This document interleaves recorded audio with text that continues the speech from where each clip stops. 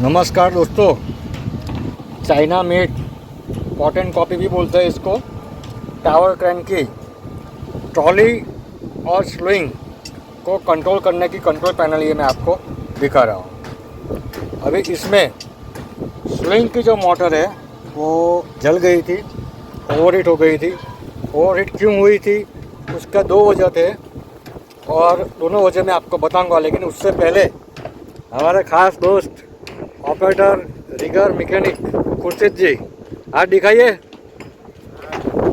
आपको हाय बोल रहे हैं व्यूअर्स को, ये हमारे साथ में है। अभी इसका रीज़न मैं आपको बताता हूँ। देखिए, INVT की गुड ड्राइव 200 इसमें लगी हुई है और एडी ब्रेक का जो वायरिंग रहता है वो इसमें नहीं था। क्यों नहीं था? क्योंकि यहाँ पे पहले RCV लगी हुई थी और ये क्रेन में VFD किसी ने इंस्टॉल करके रखी हुई थी। और गलती क्या किया था कि एडी ब्रेक और मैग्नेट ब्रेक को तार साथ में लगाए थे। एक्चुअली में होना कैसा चाहिए कि जब भी आप एडी ब्रेक लगाते हो तो एडी ब्रेक कुछ फ्रीक्वेंसी के बाद कट हो जाना चाहिए और रिटर्न जब VFD स्लो होती है तो कुछ फ्रीक्वेंसी पे वो लग जाना चाहिए। मतलब फर्स्ट स्पीड ऐसा समझ लीजिए, फर्स्ट या सेकंड स्पीड तक एडी ब्रेक लगी रहेगी, उसके बाद एडी ब्रेक छूट जानी चाहिए ताकि मोटर ओवरहीट ना हो। और जब भी आप स्लो करते हो या बंद करते हो स्लोइंग को तो एडी ब्रेक वापस लग जानी चाहिए। और ऑफ डिले में टाइमिंग आपने जितना सेट किया हुआ रहता है उतने टाइम के बाद एडी ब्रेक खुल जाएगी। तो ये एक वायरिंग पहले से नहीं था, हमने वायरिंग किया है, वो आपको दिखा देते हैं। देखिए, इसमें वायरिंग दो पार्ट्स में मैं आपको दिखाऊंगा। पहला पार्ट ये है कि ये अपना लेफ़्ट का है और ये राइट का है। लेफ़्ट और राइट में 48 का पावर हमने घुमाया है, ठीक है, ताकि जब भी लेफ़्ट और राइट का कॉन्टैक्टर ऑन होगा, ऑपरेटर लेफ़्ट और राइट करेंगे, वो टाइम पे ये ऑन हो जाएगा।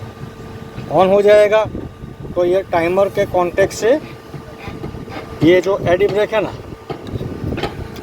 उसका कॉन्टैक्टर ऑन हो जाएगा।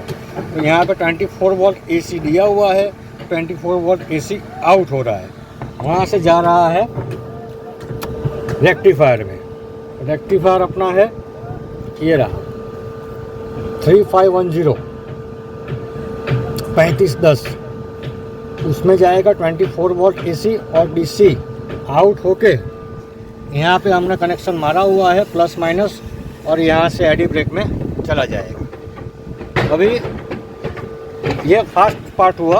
अभी सेकंड पार्ट में मैं आपको दिखा देता हूँ कि भाई एडी ब्रेक अभी आपने जैसे लेफ़्ट और राइट किया तो यहाँ से ये देखिए, ध्यान दीजिएगा, इसको मैं मैन्युअली ऑन करके आपको दिखाता हूँ। ये देखिए, मैं प्रेस कर रहा हूँ, ऑफ डिले टाइमर से ये कॉन्टैक्टर एडी ब्रेक का ऑन हो रहा है। मैं कमांड छोड़ रहा हूँ फिर भी ये लगा रहेगा। अच्छे से प्रेस नहीं हुआ था, वापस एक बार दिखा देते आपको। देखिए, ऑन साथ में होगा। ऑफ डिले टाइमर का मैंने आगे भी वीडियो बनाया है, आप गौर कीजिएगा। अभी मैं छोड़ रहा हूँ फिर भी ये छूटा नहीं है। उसका टाइमिंग हमने सेट किया है, 15 सेकंड VFD का डेसिलेशन टाइम है और 15 सेकंड एडी ब्रेक का, इसके लिए 30 पे हमने सेट किया हुआ है। तो ये ज़रूरी है। अभी सेकंड पार्ट जो है उसमें VFD में से फ्रीक्वेंसी डिटेक्शन लेना पड़ता है। दिख रहा है आपको, ये VFD का रिले का NC कॉन्टैक्ट हमने यूज़ में लिया है, RO2B RO2C। आप RO1B और RO1C भी ले सकते हैं। हमने ये कॉन्टैक्ट लिया हुआ है, उसका प्रोग्रामिंग भी आपको दिखा देते हैं और समझाने की कोशिश करते हैं कि ये कैसे काम करता है। देखिए, प्रोग्रामिंग में जाने के लिए आपको PRGESC प्रोग्रामिंग में जाने के लिए और प्रोग्रामिंग से बाहर निकलने के लिए आपको ये बटन इस्तेमाल में लेना है। PRGESC का प्रेस करेंगे, P06 में जाना है, एंटर प्रेस करना है। P064 उसमें 06 है, फ्रीक्वेंसी डिटेक्शन 1। मतलब कि ये रिले जो है ना वो एनर्जाइज और डी एनर्जाइज कब होगी, जब ये फ्रीक्वेंसी डिटेक्शन का पैरामीटर पिक्चर में आएगा तब। तो FDT1 एज 6 पे डिफाइन हुआ है। अभी आगे, अभी कितनी फ्रीक्वेंसी पे आपको रिले को एनर्जाइज डी एनर्जाइज करवाना है ताकि एडी ब्रेक का फंक्शन आपका ऑन ऑफ वो फ्रीक्वेंसी पे होता रहे। उसके लिए आपको जाना है 834 में।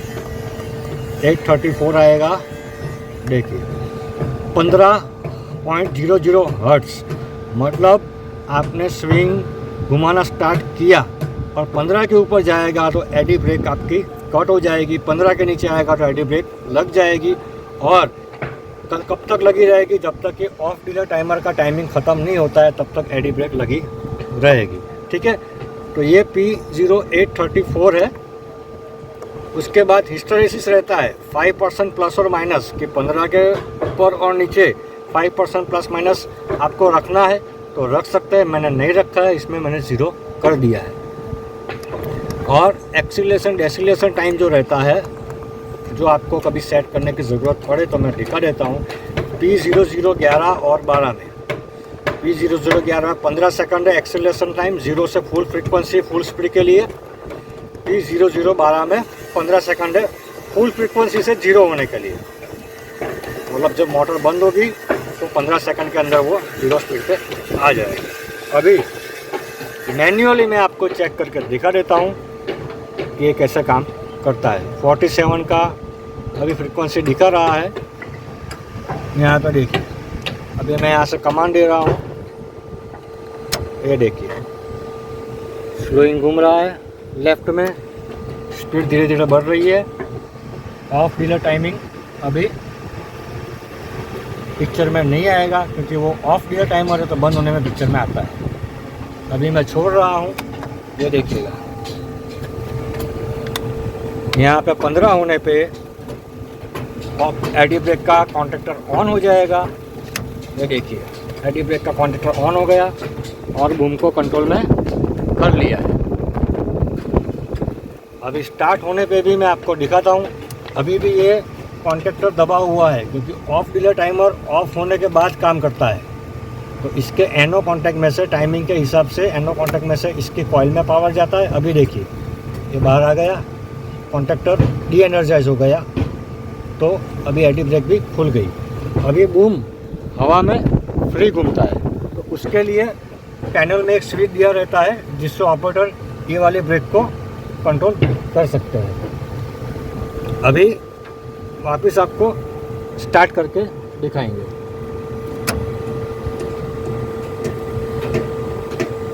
ये देखिए 15 के ऊपर जाने पे ही एडी ब्रेक खुल जाती है और 15 के नीचे आने पे एडी ब्रेक लग जाएगी। ये देखिए, तो इस तरह से आप एडी ब्रेक का वायरिंग कर सकते हो। अभी एडी ब्रेक का वायरिंग का जो डायग्राम है वो मैं आपको स्क्रीन पर दिखा देता हूँ। आप ध्यान दीजिएगा कि कभी भी आरसीबी की जगह पे वीएफडी लगा हो तो आपको एडी ब्रेक का वायरिंग कैसे करना है वो ये डायग्राम से आप सीख सकते हैं। प्रैक्टिकली मैंने आपको दिखा दिया। अभी मोटर जलने की वजह क्या थी वो भी मैं आपको समझा देता हूँ ताकि आपका ध्यान में रहे कि कभी भी स्लोइंग का मोटर जलता है तो आपको क्या क्या ध्यान में रखना है। सही है ना खुर्शीद जी? सही है, सही है। वीडियो सही जा रहा है कि कुछ मिसिंग हो गया? नहीं, सही है। देखिए कनेक्शन में मैं आपको दिखा देता हूँ। यहाँ पे ब्रेकिंग रजिस्टर 2 लगे हुए हैं 5500 वाट के 100 ओम्स, दोनों पैरेलल में लगे हुए हैं। पैरेलल में लगे रहेंगे तो उसके ओम्स आधे हो जाते हैं, मतलब 50 ओम्स 1 किलोवाट, जो उसका वाटेज कैपेसिटी वो डबल हो जाएगा। कनेक्शन में देखेंगे तो यहाँ पे प्लस और पीबी में ब्रेकिंग रजिस्टर डीवीआर के तार लगे रहते हैं। आरएसटी इनपुट रहेगा, यूवीडब्ल्यू मोटर का तार रहेंगे जो वीएफडी का आउटपुट है और आरएसटी वीएफडी का इनपुट है। हमारे खुर्शीद जी ने वायरिंग किया था तो यहाँ पे थोड़ा लिखावट किया था ताकि सभी वायर सेम कलर के, कुछ फेरल नंबर में नहीं था इसमें। लेकिन आप गौर कीजिएगा यहाँ पे S1 S2 वीएफडी की परिभाषा में फॉरवर्ड रिवर्स है और एप्लीकेशन से हिसाब से वो लेफ़्ट और राइट, मतलब स्विंग लेफ़्ट करेंगे तो S1 में पावर आएगा, राइट करेंगे तो S2 में पावर आएगा। वो पावर अपने को एक्सटर्नली देना नहीं है, वो COM जो वीएफडी का तार है ना यहाँ पे कॉमन, COM कॉमन, वही पावर अपने ये वाले कॉन्टेक्टर में से घूम के लेफ़्ट और राइट में से होके यहाँ पे आता है और VFD को कमांड मिल जाता है कि मुझे लेफ़्ट जाना है कि राइट जाना है। और लीवर के अंदर जॉयस्टिक के नीचे एक हल्का सा पोटेंशियोमीटर रहेगा जो गियर के साथ जुड़ा रहता है। लीवर आप लेफ़्ट या राइट मारेंगे तो उसमें, एक मिनट, तो उसमें ये 3 तार आपको मिल जाएंगे जो पोटेंशियोमीटर का रहता है, AI2 + 10V और GND। इसका भी प्रोग्राम मैं आपको स्क्रीन पर दिखा देता हूँ ताकि आपको VFD शुरू से प्रोग्राम करनी हो तो किस तरह से आप कर सकते हैं। आप स्क्रीन पर VFD का प्रोग्राम भी देख सकते हैं। कैसे प्रोग्रामिंग में एंटर होना है, कैसे पैरामीटर चेंज करना है, वो मैंने आपको दिखा दिया। यहाँ से आपको ये की प्रेस करके प्रोग्रामिंग में एंटर होना है, PRG ESC, और डेटा एंटर से आपको एंटर करना है। चेंज करने के लिए अप और डाउन का की दिया हुआ है। फ्रीक्वेंसी जो मेन फ्रीक्वेंसी है उसको आपको चेंज करने के लिए यहीं से आप डायरेक्टली भी कर सकते हैं। ये मेन फ्रीक्वेंसी आपका जो भी चेंज करना हो आप कर सकते हैं। अभी हमने 47 पे रखा है तो वापस इसको 47 कर देते हैं। और एक प्रोग्राम में आपको चेंज करके दिखा देता हूँ ताकि आपको अंदाज़ा आ जाए कि भाई इसमें मान लीजिए कि आपको डेसिलेशन टाइम, स्टॉप होने का टाइम चेंज करना है। ये 15.0 है, आपको इसको 14 करना है। शिफ्ट का की है, प्रेस करिए, 0 पे आया, जो ब्लिंक हो रहा है वो डिजिट अपने को 14 करना है, 14, तो 5 पे लेके आइए, शिफ्ट दबा के डाउन का की प्रेस करिए, 14 हो गया। एंटर प्रेस करें, वापस P013 आ गया, मतलब नेक्स्ट पैरामीटर आ गया। अभी चेक करना है कि P012 में सचमुच में 14 या 14 हुआ कि नहीं हुआ, तो आप चेक कर सकते हैं। और प्रोग्रामिंग मेनू से बाहर जाने के लिए आपको 1 2 3 बार प्रेस करेंगे तो आप मेन स्क्रीन पे आ जाओगे।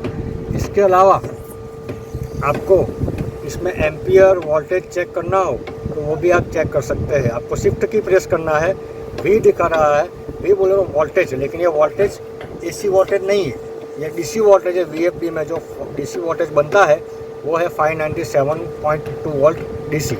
इनपुट वोल्टेज के हिसाब से ये चेंज होता रहता है। आगे 0, VFD ऑन होने पे टॉर्क, RPM वगैरह सब दिखाता है। ये पावर है A और V, कितना किलोवाट VFD ले रहा है, ठीक है। तो शिफ्ट की प्रेस करेंगे तो आपको वो दिखाएगा। चलिए अभी हम आपको मोटर के पास ले जाते हैं और मोटर जलने की 2 वजह आपको बताएंगे। अभी एडी ब्रेक का वायरिंग आपको मैंने दिखाया है। वायरिंग सही से नहीं हो पाया है क्योंकि पैनल में पूरा वायरिंग पीछे से लिया हुआ है। अभी हमारे पास वक्त भी कम था तो टेक्निकली तो सब रेडी है लेकिन फिनिशिंग इतना हो नहीं पाया है। एक्चुअल में आपकी जानकारी के लिए बता दूं कि ये जो रेक्टिफायर है ना, उसको भी हीट सिंक आता है, हीट सिंक पे लगाना ज़रूरी है। उस पर हीट सिंक का पेस्ट भी लगा रहता है ताकि ये कूल रहे, लेकिन अभी मटेरियल आया नहीं है तो जब आएगा तब वो लगा देंगे। देखिए अभी हमारा गया है स्क्रूइंग मोटर के पास। स्क्रूइंग मोटर की कैपेसिटी आपको यहाँ पे लिखी जाएगी, कितना किलोवाट की है, कितना एम्पियर है, और यहाँ पे लगा रहता है छोटा सा ब्लोअर कूलिंग के लिए। अभी ये मोटर के 4 पार्ट है, चारों 4 पार्ट में आपको दिखा देता हूँ। ऊपर वाला जो है वो इलेक्ट्रोमैग्नेट ब्रेक है, यहाँ तक, यहाँ से लेके यहाँ तक मोटर का हिस्सा है ये पूरा, ठीक है। और यहाँ से नीचे तक का एडी ब्रेक है, बाकी गियर बॉक्स है। और चौथा जो पार्ट है वो ब्लोअर है। ब्लोअर का कार्य कूलिंग करने का, जैसे ही पावर ऑन करोगे तो ब्लोअर स्टार्ट हो जाना चाहिए। अभी ये जो मोटर चल गई थी इसका मैं आपको रीज़न बता देता हूँ कि पहला रीज़न है उसमें ये